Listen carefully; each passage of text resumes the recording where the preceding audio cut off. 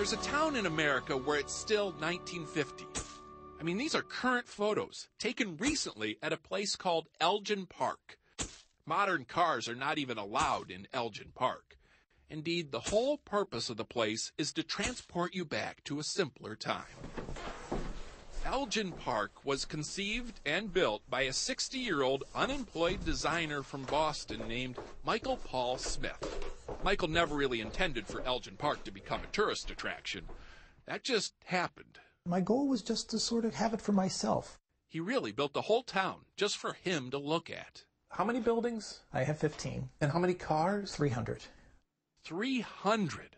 How can anyone, let alone an unemployed designer, afford that? It's actually not as expensive as you might think. It only exists in miniature and in my mind and in my heart, too. By combining miniature foregrounds with real backgrounds, Actually, it's really perfect.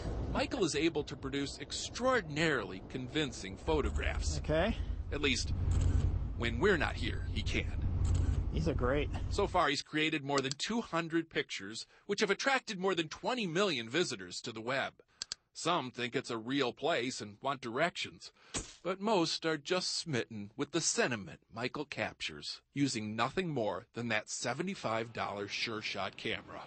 A French fashion photographer wrote to me, and he says, I want to know your lenses, a fabulous blah, blah, blah. And I told him what it was, what the camera was, and he wrote back once, and he says, you lie.